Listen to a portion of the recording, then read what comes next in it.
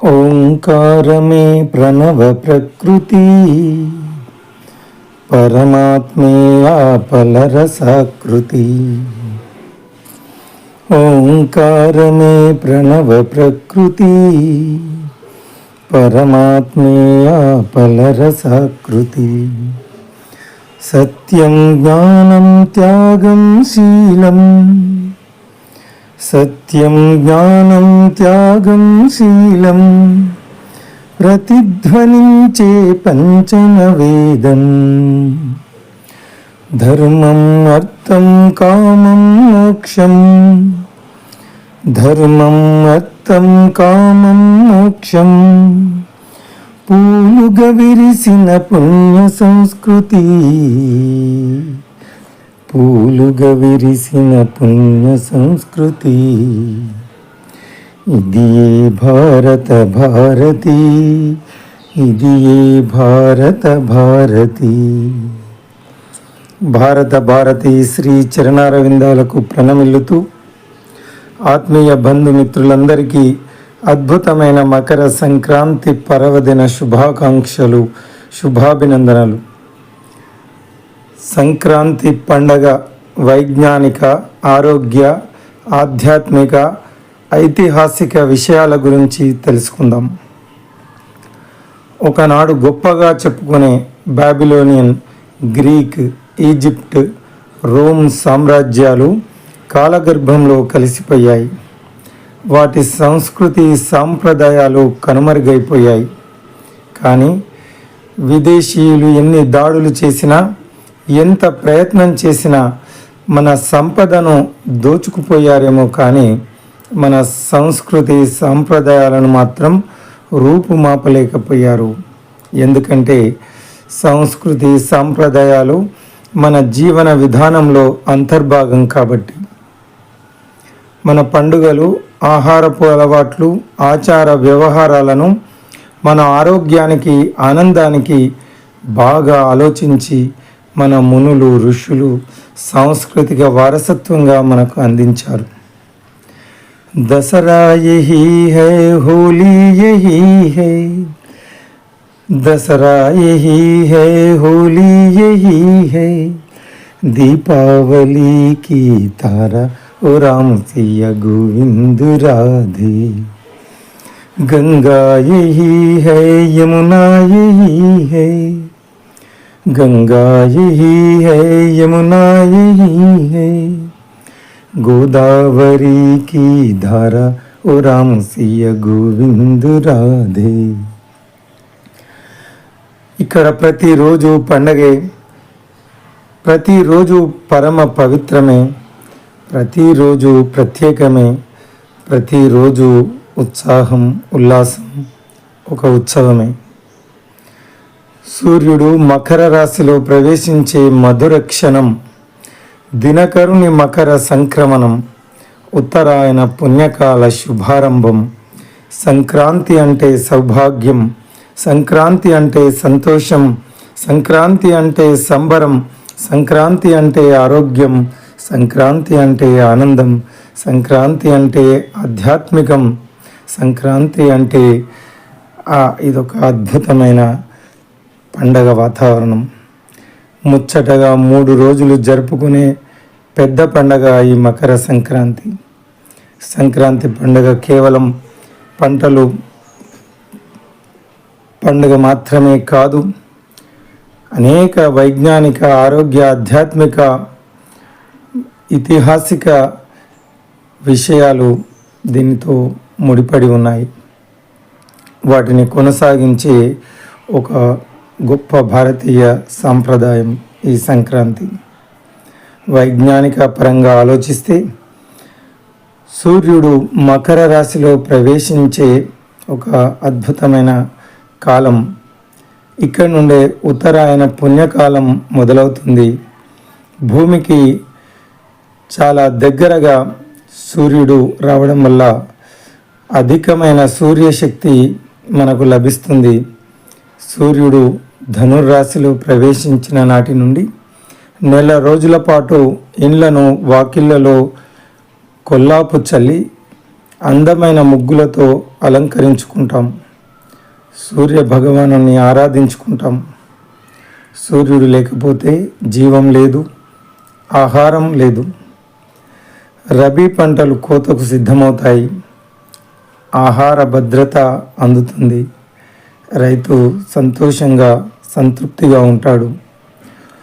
ప్రకృతిలో వచ్చే మార్పులు, పగలు పెరగడం, పగటి కాలం పెరుగుతూ ఉంది. శరీరంలో మెటబాలిజం చురుకుగా మారుతుంది.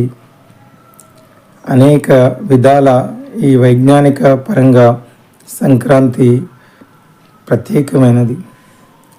ఆరోగ్యపరంగా ఆలోచిస్తే చలికాలం ముగిసి వేడికాలం మొదలవుతుంది. శరీరం కొత్త శక్తిని స్వీకరించే దశ ఇది. సంక్రాంతి ఆహారాలు జీర్ణశక్తిని పెంచే విధంగా ఉంటాయి.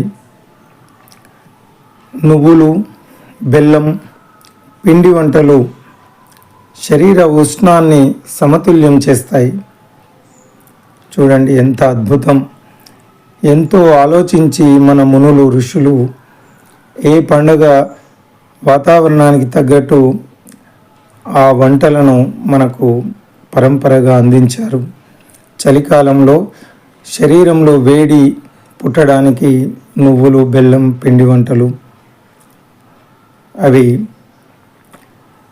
సంక్రాంతి పండుగ సందర్భంగా మనకు అందించిన వంటలు. ఇక ముగ్గులు, ప్రతి ఇంటి ముందు ధనుర్మాసం అంతా చక్కగా అలికి ముగ్గులు వేయడం మన సాంప్రదాయం. ఇది బియ్యం పిండితో వేయడం వల్ల చిన్న చిన్న చీమలు లాంటి సూక్ష్మ జీవులకు ఆహారాన్ని అందించడం ఒక అద్భుతమైనటువంటి ఇదొక భావన. జామితీయ ఆకృతులు, అందమైన ఆకృతులతో ఈ రంగవల్లులు, ముగ్గులు వేయడం వల్ల మానసిక సమతుల్యత, ధ్యానం ఇది దానికి సూచిస్తుంది. మన మాతృమూర్తుల అక్కలు, చెల్లెళ్ళు ఈ ముగ్గులు వేయడం వల్ల వారి మానసిక సమతుల్యత ఇదొక రకమైన ధ్యానంగా వారిలో కలిగిస్తుంది. ఇంటి ముందు శుభ్రత ఇది పెంపొందిస్తుంది. సానుకూల శక్తులను ఆహ్వానిస్తుంది. ఇక అందంగా ఆవు పేడతో కల్లాపు చల్లి రకరకాల ఆకృతులలో ముగ్గులు వేసి గొబ్బెమ్మలను పెడతాం. ఆవు పేడతో తయారు చేసిన ఈ గొబ్బెమ్మలు సహజంగా క్రిమినాశకాలుగా పనిచేస్తాయి. పేడలో ఉన్న సూక్ష్మజీవులు పర్యావరణానికి మేలు చేస్తాయి. స్త్రీలు గొబ్బెమ్మలు పెట్టడం ఇదొక సామూహిక ఆధ్యాత్మిక ఆచారం.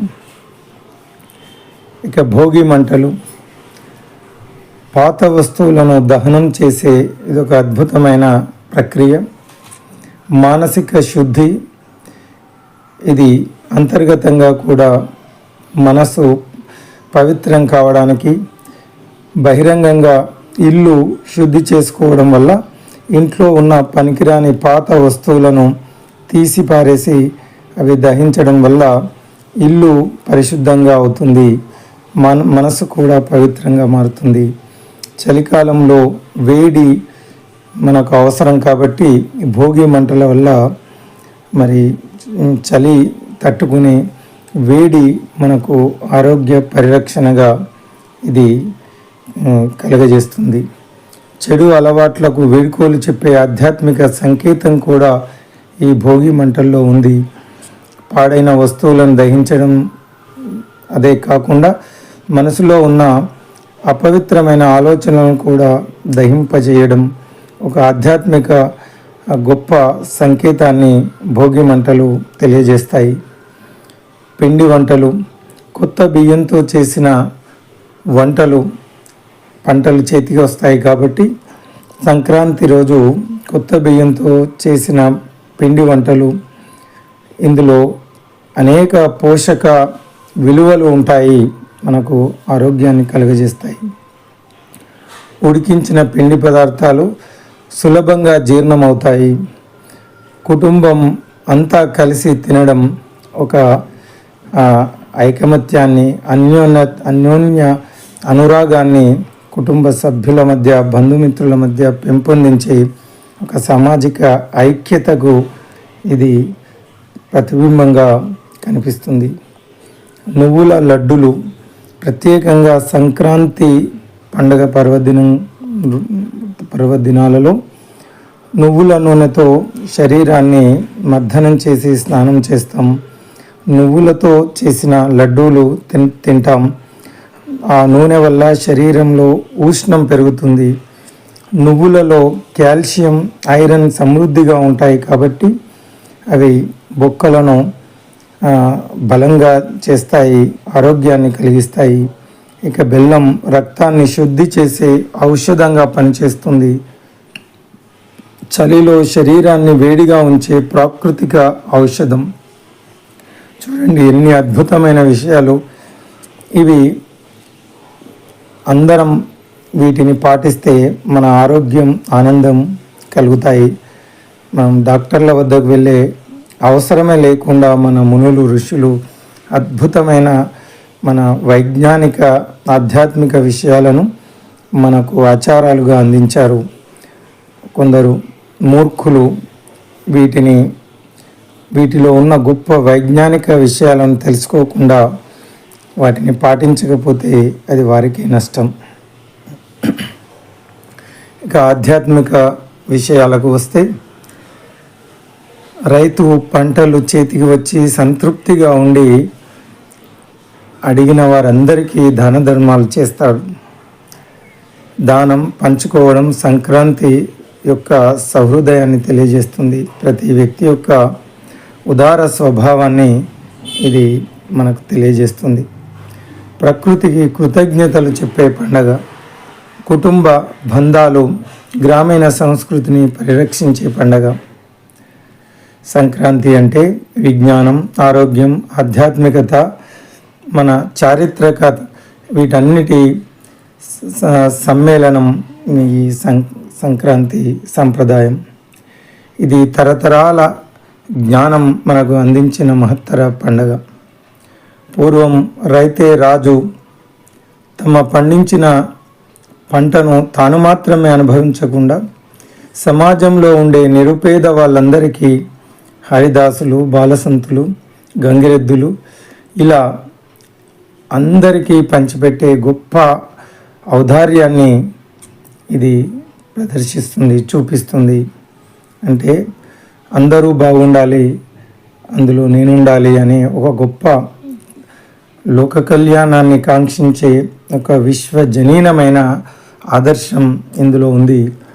అంటే సర్వే జన సుఖినో భవంతు, అందరూ బాగుండాలి అనే ఒక గొప్ప భావన సంక్రాంతి కలుగజేస్తుంది. భోగి మంటల వెచ్చదనం, రైతుకు పంట ఇంటికి వచ్చిన పండుగ వాతావరణం, భోగ భాగ్యాల సౌభాగ్యం, ధనధాన్యాలు నిండుతనం, ఊరువాడ పండుగ వాతావరణం, హరిదాసుల, బాలసంతుల భక్తిభావం, గంగిరెద్దుల అద్భుతమైన విన్యాసం, బుడిబుక్కల, జంగమయ్యల శంఖనాదం, కోడిపందాల కోలాహలం, గొబ్బెమ్మల కొలువుకూటం, కనుమ కమనీయం, మకర సంక్రాంతి రమణీయం. ముంగిట్లో రతనాలు ముగ్గులీయంగా, అంగట్లో బసవన్న రంకలీయంగా, వీధిలో హరిదాసు పాట పాడంగా, వాడవాడల కోడిపందాలు కోలాహలంగా, భోగి మంటలు భోగభాగ్యాలు ఇవ్వంగా, కనుమన రైతు కష్టాలు తీర్చి కనికరించంగా, కోటి వెలుగుల సరికొత్త కాంతులీనుతూ రావమ్మ సంక్రాంతి మా ఇంటికి, రావమ్మ సంక్రాంతి మా ఇంటికి అంటూ అందరూ కలిసి చిన్న పెద్ద పేద ధనిక భేదం లేకుండా సంతోషంగా జరుపుకునే ఒక అద్భుతమైన పండగ సంక్రాంతి. ఇక ఐతిహాసిక విషయానికి వస్తే, మనం మహాభారతంలో మహాభారత యుద్ధం జరిగినప్పుడు భీష్ముడు గాయపడి అంపశయ్యపై పడి ఉంటాడు. తన తండ్రి ఇచ్చిన ఇచ్ఛా మృత్యువు వరం భీష్మునికి ఉంది కాబట్టి ఆయన అనుకుంటే మాత్రమే ప్రాణాలు వదిలేసే ఆ శక్తి భీష్మునికి ఉంది. అది దక్షిణాయనం కావడం వల్ల ఉత్తరాయణం పుణ్యకాలం వచ్చే వరకు భీష్ముడు అంపశయ్యపై అలాగే ప్రాణాలతో ఉంటాడు. అంటే ఈ ఉత్తరాయణ విశిష్టతను, ఉత్తరాయణ యొక్క ప్రాధాన్యతను మనకు ఇది తెలియజేస్తుంది మిత్రులారా. వర్షాకాలం ఏ పని మొదలుపెట్టినా ఆటంకం ఏర్పడుతుంది కాబట్టి చలికాలం కూడా కొంత అసౌకర్యంగా ఉంటుంది కాబట్టి ఈ ఉత్తరాయణం అనేక విధాలుగా ఇది మనకు పగటిపూట కాలం పెరుగుతుంది కాబట్టి ప్రశాంతమైన ఎలాంటి ఆటంకాలు లేనటువంటి కాలం. దీని పుణ్యకాలం అనడానికి మరి అనేక నిదర్శనాలు ఉన్నాయి. ఈ ఉత్తరాయణంలో ఏ పని ప్రారంభించినా ఈ 6 మాసాలు నిర్విరామంగా నిరాఘాటంగా అవి కొనసాగుతాయి అని మనకు తెలుస్తుంది. ఇక్కడ మహాభారతంలో భీష్ముడు మనకు అద్భుతమైన ఉదాహరణ. ఉత్తరాయణం ఎంత పవిత్రమైందో అదేవిధంగా శ్రీకృష్ణ పరమాత్మ భగవద్గీతలో కూడా దీన్ని ప్రస్తావిస్తారు. 8వ అధ్యాయంలో మనకు 23, 24, 25, 26 శ్లోకాలు ఉత్తరాయణ పుణ్యకాలం యొక్క విశేషాన్ని తెలియజేస్తాయి. ఇవి శుక్ల మార్గం అంటే జ్ఞాన మార్గం, యోగుల ప్రయాణం గురించి వివరిస్తాయి. ఉత్తరాయణం యోగులకు స్వర్గద్వారమని, దక్షిణాయనం పితరులకు కర్మ మార్గానికి సంబంధించిందని సూచిస్తాయి. భగవద్గీత పరమాత్ముడు ఇలా తెలియజేస్తాడు: యత్ర కాలే త్వనావృత్తిం ఆవృత్తిం చైవ యోగిన ప్రయాతా యాంతి తం కాలం వక్ష్యామి భరతర్షభ. అగ్నిజ్యోతిర్రహ శుక్ల షణ్మాసా ఉత్తరాయణం తత్ర ప్రయాత గచ్చంతి బ్రహ్మ బ్రహ్మ విధో జన.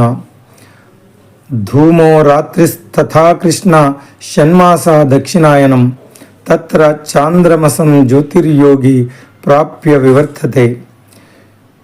శుక్లకృష్ణే గతీయేతే జగత శాశ్వతే మతే ఏకయా యాత్యనావృత్తిం అన్యయా వర్తతే పున. ఈ లోకం నుండి వెళ్ళిపోవడానికి ఉన్న వివిధ రకాల మార్గాలను నేను ఇప్పుడు నీకు వివరిస్తాను. ఓ భరతవంశంలోని శ్రేష్ఠుడా అర్జున, దీనిలో ఒకటి మోక్షమునకు దారి తీస్తుంది, మరొకటి పునర్జన్మకు దారి తీస్తుంది. సర్వోన్నత బ్రహ్మం గురించి తెలుసుకొని ఉత్తరాయణ 6 మాసాల కాలంలో శుక్లపక్షంలో పగటిపూట ఈ లోకాన్ని విడిచి వెళ్ళిన వారు పరమపదాన్ని చేరుకుంటారు. వైదిక కర్మకాండలను ఆచరించేవారు దక్షిణాయన 6 మాసాల్లో కృష్ణపక్షంలో ధూమ్రకాలంలో రాత్రిపూట ఈ లోకాన్ని విడిచి వెళ్ళిన వారు స్వర్గాది లోకాలను పొందుతారు. స్వర్గ సుఖాలను అనుభవించిన తర్వాత తిరిగి ఈ భూలోకానికి వస్తారు. ఈ 2 ప్రకాశవంతమైన మరియు చీకటి మార్గాలు ఈ లోకంలో ఎప్పుడూ ఉంటాయి. తేజోవంతమైన మార్గము మోక్షానికి మరియు చీకటి మార్గము పునర్జన్మకు దారితీస్తుంది అంటారు శ్రీకృష్ణ పరమాత్మ ఈ ఉత్తరాయణ పుణ్యకాలం యొక్క విశేషాన్ని తెలియజేస్తూ.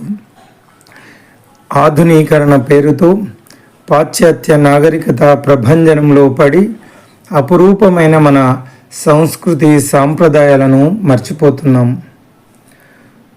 మన జాతీయత మంటగల్పుకొని నీచ ప్రవర్తనకున్ లోబడి పారతంత్రమునకున్ దాసుండవై నీ పురాతన విజ్ఞాన విశేష శేముషి అసత్యం బంచు శంకింపగాచనునే నీ ప్రియ భారతము ప్రపంచ ఖ్యాతి నార్జింపది. మిడిమిడి జ్ఞానంతో అపురూపమైన మన సంస్కృతి సాంప్రదాయాలను కించపరచకుండా వాటిని ఆచరిస్తే అవి మన ఆరోగ్యానికి, ఆధ్యాత్మికతకు మరి మన ఎదుగుదలకు అవి దోహదపడతాయి. స్వామి వివేకానంద ఏమంటారంటే, test the religion in the lab then accept it. మన సాంప్రదాయాలను శాస్త్రీయ దృక్పథంతో హేతుబద్ధంగా ఆలోచించి సహేతుకంగా ఉంటేనే వాటిని ఆచరించండి. మిత్రులారా, ఇక్కడ ఉన్నదంతా సైన్సే, ఇక్కడ ఉన్నదంతా శాస్త్ర విజ్ఞానమే, ఇక్కడ ఉన్నదంతా మన ఆరోగ్యానికి, మన ఆనందానికి మనకు అందించినటువంటి గొప్ప పరంపర. అది తెలియకపోతే తెలుసుకునే ప్రయత్నం చేయాలి. వాటిని ఆచరిస్తే అది మన ఎదుగుదలకు మనకు మేలు చేస్తుంది. ఆహారం లేకపోతే కొన్ని రోజులు బ్రతకవచ్చు, కానీ ఆక్సిజన్ లేకపోతే కొన్ని నిమిషాలు కూడా బ్రతకలేం. అందుకే ఏ పని చేసినా దీపాన్ని వెలిగించడం మన సాంప్రదాయం. ఎందుకంటే అది ఆక్సిజన్ను అందిస్తుంది. అది తెలుసుకోకుండా దేవుడి గదిలో ఫ్లోరెసెంట్ ఎల్ఈడి లైట్ పెట్టడం వల్ల ఏం ప్రయోజనం ఉండదు. దీపాన్ని ఎందుకు వెలిగించమన్నారో, అది ఆవు నూనెతో చేసిన దీపం వెలిగిస్తే అది ఆరోగ్యాన్ని, ఆక్సిజన్ ఇస్తుంది. దానివల్ల మనందరికీ ఆరోగ్యం కలుగుతుంది, అనారోగ్యం జరగదు. అది తెలియక కోట్ల రూపాయలతో ఇల్లు మనకు భగవంతుని గదిని నిర్మించి అందులో ఎల్ఈడి బల్బులు అలంకారం చేయడం వల్ల ఆక్సిజన్ మాట అటుంచి దానివల్ల వచ్చే రేడియేషన్ అనారోగ్యానికి దారితీస్తుంది. అంటే తెలుసుకోకపోవడం వల్ల జరిగే దుష్పరిణామాలు. పెట్రోలియం ప్రోడక్ట్ క్యాండిల్స్ వెలిగిస్తారు. చాలామంది బర్త్డే సెలబ్రేషన్స్ చేసి క్యాండిల్ వెలిగించడం మనం చూస్తూ ఉంటాం. మేము చదువుకున్నాం, ఆధునిక జీవితంలో మేము ఉన్నామని చెప్పి గొప్పగా ఆలోచించి క్యాండిల్స్ వెలిగించడం మనం చూస్తాం. క్యాండిల్ పెట్రోలియం ప్రోడక్ట్ క్యాన్సర్కు దారితీస్తుంది. మనం డికే చూస్తే ఈ లాస్ట్ ప్రోడక్ట్ ఆఫ్ ద ఇలాంటి పదార్థాలు క్యాన్సర్కు కారణమవుతాయని చెప్పి మనకు సైన్స్ తెలియజేస్తుంది. మరి వర్షాకాలంలో చూడండి ఎంత అద్భుతమైన జ్ఞానం మన పెద్దలు అందించారో. దీపాన్ని వెలిగించడం ఆరోగ్యానికి మనకు కలిగిస్తే, క్యాండిల్ మరి క్యాన్సర్కు దారితీస్తుంది. అదేవిధంగా వర్షాకాలంలో వచ్చే వినాయక చవితి, వినాయకునికి మరి 9-11 రోజులు 21 రకాల ఆకులు పువ్వులతో పూజించడం వల్ల ఆ మట్టి వినాయకుని, ఆ వినాయక 21 రకాల ఆకులు వాటిని తీసుకెళ్ళి చెరువులో వేస్తే వర్షాకాలంలో మలినంగా ఉన్న చెరువు నీరు అది సహజంగా పరిశుద్ధమవుతుంది. న్యాచురల్ ప్యూరిఫికేషన్ ఆఫ్ వాటర్, అది అట్లాంటి గొప్ప ప్రక్రియను మనకు అందించారు. భక్తి, ఆరోగ్యం, విజ్ఞానం, ఆధ్యాత్మికత అన్నీ కలిపి మనకు పెద్దలు పండుగలు, ఆచారాలు ఇచ్చారు. మరి ఆహారం, తుమ్మికూర తప్పకుండా తినాలి వినాయక చవితి రోజు. ఎందుకంటే అది యాంటీబయాటిక్గా పనిచేస్తుంది. వర్షాకాలంలో అనేక రకాల మరి వైరల్ ఫీవర్స్ రోగాలు వస్తాయి కాబట్టి అవి రాకుండా మనకు తుమ్మికూర రోజు ప్రత్యేకంగా తినే ఆచారం ఉంది. మరి అంత గొప్ప విజ్ఞానం అందులో దాగి ఉంది. ఈ చలికాలంలో వచ్చే సంక్రాంతి రోజు వేడిని కలిగించే పరమాన్నాన్ని బెల్లంతో చేసి, కొత్త బియ్యంతో చేసే పరమాన్నం ఆరోగ్యాన్ని, మరి తొందరగా అరిగిపోయే ఆహారాన్ని మనకు తినమని చెప్పారు. అదేవిధంగా వేసవి ఎండాకాలంలో వచ్చే ఉగాది రోజు మరి పచ్చడి తాగమన్నారు. అది శరీరానికి వేడిని తట్టుకునే చలువను అందించడమే కాదు, జీవితంలో చేదు మరి తీపి పచ్చడిలో ఉన్నట్టే జీవితంలో కూడా సుఖదుఖాలు ఉంటాయని గొప్ప ఆధ్యాత్మిక భావన అందులో ఉంది. మరి ఈ విధంగా బ్రతుకును కష్టాలు వచ్చినప్పుడు కృంగిపోకుండా కల కానిది విలువైనది కన్నీటి ధారలలోనే బలి చేయకు అని చెప్పి అన్నట్టు, ఎవరైనా ఉన్నోళ్ళైనా లేనోళ్ళైనా కష్టాలైనా ఏవైనా వాటిలో ఒక మంచి ఆలోచనతో ముందుకు వెళ్ళమనే గొప్ప పచ్చడ మనకు తెలియజేస్తుంది. సుఖ దుఃఖాలు జీవితంలో ఉంటాయి. కలకానిది విలువైనది బ్రతుకు కన్నీటి ధారలలోనే బలి చేయకు, అగాధమౌ జలనిధిలోనా ఆనిముత్యమున్నటులే శోకాల మరుగున దాగి సుఖమున్నదిలే. ఇలాంటి గొప్ప ఆరోగ్య ఆధ్యాత్మిక స్ఫూర్తి అందించే విషయాలు మన పండుగల్లో ఆచారాల్లో ఎన్నో ఉన్నాయి.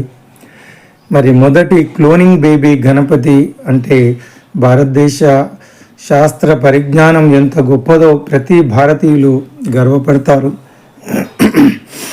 ఏనుగు తల మనిషికి అతికించిన గొప్ప సర్జరీ గణపతికి జరిగింది అంటే అది భారతీయులను ఎంత భారతీయ మన పరిజ్ఞానం శాస్త్ర పరిజ్ఞానం ఎంత గొప్పదో అర్థమవుతుంది. మహాభారతం అంతా బొబ్బురు వాహన ఉపగ్రహం ద్వారా ప్రత్యక్ష ప్రసారం జరిగిందంటే భారతదేశంలో శాస్త్ర సాంకేతిక పరిజ్ఞానం ఎంత వెల్లివిరిసిందో మనకు అర్థమవుతుంది. ఇది పుణ్యభూమి, ధర్మభూమి, కర్మభూమి, దివ్యభూమి, జగద్గురువు, రత్నగర్భ, మరి సుందర సువర్ణ భారతం మళ్ళీ గత వైభవాన్ని సంతరించుకోవడానికి మనమంతా పునరంకితమవుదాం.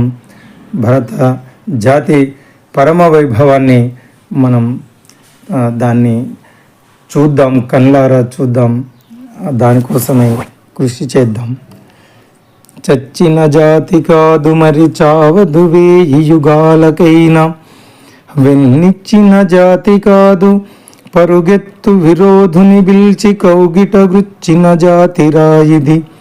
మరుత్తరు శాఖల తోడహాయిగా అచ్చన కాయలాడుకొనెరా మన కీర్తిల తామ తల్లికల్.